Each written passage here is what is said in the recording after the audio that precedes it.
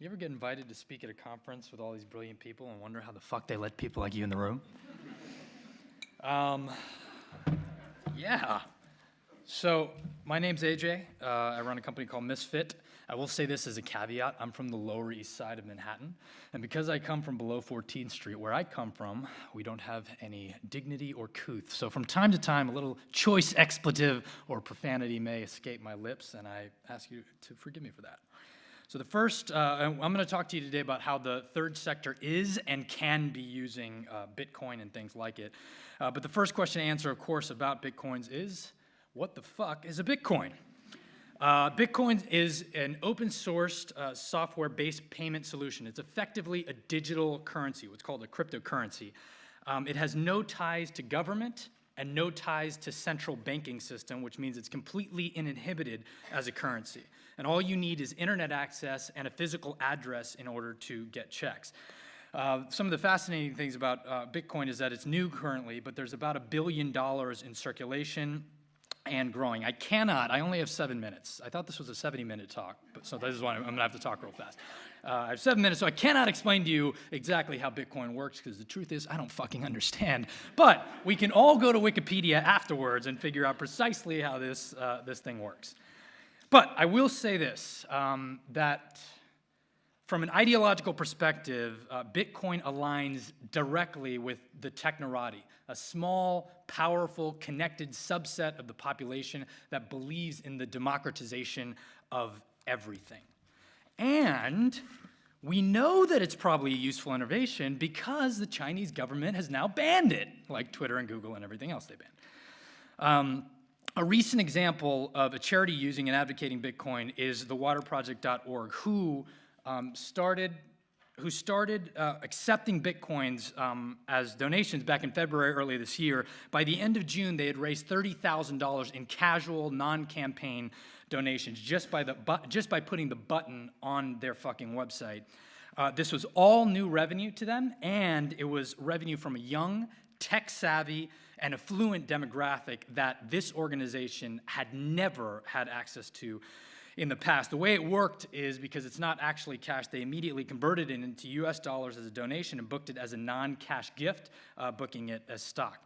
Now, a much more fascinating example of Bitcoin's use is Roya Mahmoob's Women's Annex Foundation. The Women's Annex Foundation trains Afghani women in what they call digital literacy, which is the idea of understanding the web in order to create sustainable economic models and sustainability for oneself. So they help women generate income by creating original content online. Now, they accept Bitcoins as donations, which right now is pretty interesting in and of itself, but one thing that they've started to do that's very fascinating is actually pay the women that they help. So they pay the women that they assist in Bitcoins because, not because of the cool factor, but because it's free, it's secure, and it requires no personal data or information. It cannot be tracked by the women, by the government. And they only need an address to distribute the funds. But from a fundraising perspective, the most interesting use of Bitcoin thus far is when a US-based advocacy organization called Fight for the Future engaged the Bitcoin community last year and launched a Bitcoin exclusive campaign in the fall. Now, Fight for the Future is an advocacy org in the United States that basically fights the government and corporate interests from relegating or confining the internet and protecting it, basically, like freedom of speech and all that good stuff. You know how we like to do things in the US, we create these lovely innovations and then we destroy them for future generations. And late last year, Fight for the Future as an organization, they brilliantly partnered with the founders of Bitcoin Black Friday. Now, who knows what Black Friday is in the States? Cool. So after American Thanksgiving, a holiday in which we eat ourselves into a coma, and we drink ourselves into oblivion, and we watch full-grown men tackle each other for hours upon end, we take the following day to spend all of our disposable income on things that we neither need nor want, and we tackle each other in Walmart parking lots to get the Sony PlayStation before anybody else can have it.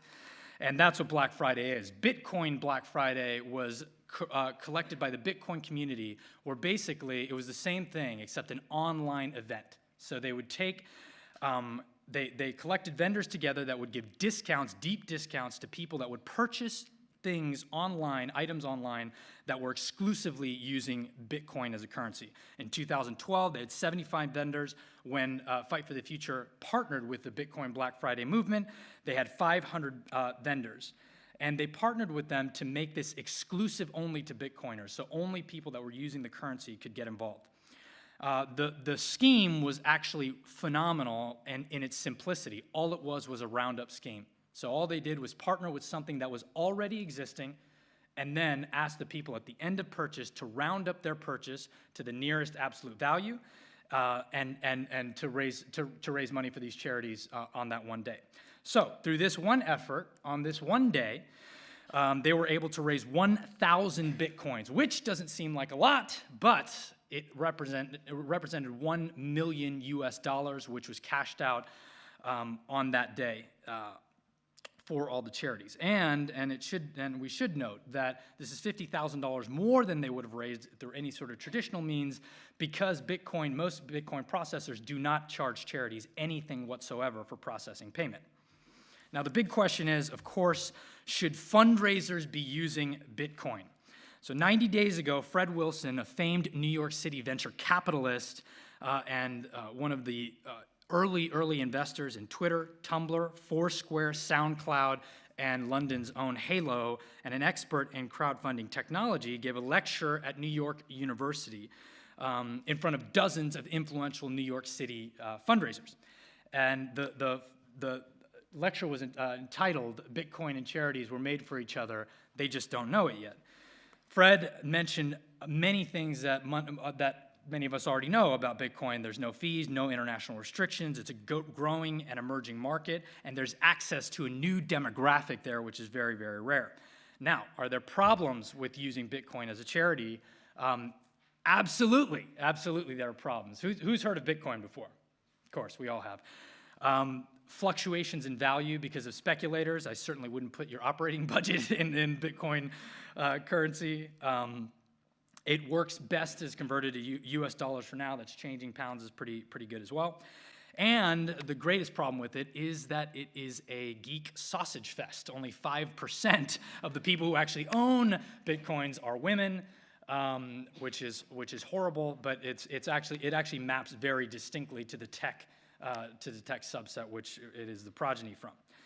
And of course, the obvious is that it's not mainstream yet, and that is the obvious issue with it. But as with most new shiny technologies, the point for me is not, and the innovation of people using Bitcoin in the third sector, the point isn't about Bitcoin itself. Bitcoin is simply a canvas like any other technology that emerges and kind of takes us by storm. The point is about anthropology. It's understanding humans and human behavior and why we categorize what the stories we tell ourselves and why we relegate into tribes as we do, and about ethnography and the idea that how do we analyze cultural phenomenon as opposed to dismissing it? And then how can we use that cultural phenomenon to our own ends and figure out ways to leverage it to the work that we're doing? Bitcoin is as powerful a tribe and a community as it is a currency, and this is what people miss out on nascent technologies. It's like Twitter in the early days. Everybody remembers when Twitter had 12 people on it, and it was very easy to get a retweet. But in all seriousness, you have Charity Water. In all seriousness, back then, 6-7 years ago, they built their community on a nascent technology with a tribe behind it. There's no way that if a similar charity or Scott Harrison were starting today, that he would have had that uptick. He saw that opportunity. Nascent technologies that are supported or undergirded by countercultural communities of misfits are the most powerful opportunities for us to leverage as fundraisers, as marketers, and as comm people. I mean, simply by accepting Bitcoins on your website, you are signaling to an entire, 1 minute warning, I'm doing pretty good. Only 50 minutes more to go, everyone. Saddle up. Simply by accepting Bitcoins, you are signaling to an entire demographic of well-connected, affluent technophiles that you are indeed one of them. And one of the interesting things that I love this picture, don't you? The Austin Food Bank, which is an incredibly antiquated organization. They do good work, but they don't do any campaigns, anything like that. They just put a Bitcoin button on their website. They've already raised several $1,000s just because Bitcoiners are looking for people to identify with them. And the most fascinating thing that Fight for the Future did was that they, and it was so captivating, is that they reached out and engaged the Bitcoin community and created a campaign that was just for the weirdos. And this is something that we all obviously know as marketers, as fundraisers, that we can market functionally or we can market aspirationally. To market functionally is to see the world as it is. It's to sell products and to convert. To market aspirationally, it's to see the world as it's becoming, as it could be, and to sell ideas and align ethos. And the great thing that they did is they asked the question, not, oh, Bitcoin, cool, and how can we put the HTML plugin on our site and all that. What they asked themselves is, what does Bitcoin stand for? What are these people that are behind this virulent community that believes that this is so important? What do they stand for? Of course, it's democracy. Bitcoin was born out of the 2008 debacle in the finance sector. And people came up and said, you know what, we need democracy in the finance world. Fight for the Future stands for democracy of the internet. They believe everyone that should have free access to the internet without government obstruction. And all of us in this room, all you guys, you're all changing the world. We all believe in democracy in different ways. We believe that people should have access to free water. People should have access to free education. People should have access to health care. The poor should have access to arts and culture. And those things it's not a functional question. It's a question about ethos and alignment and belief.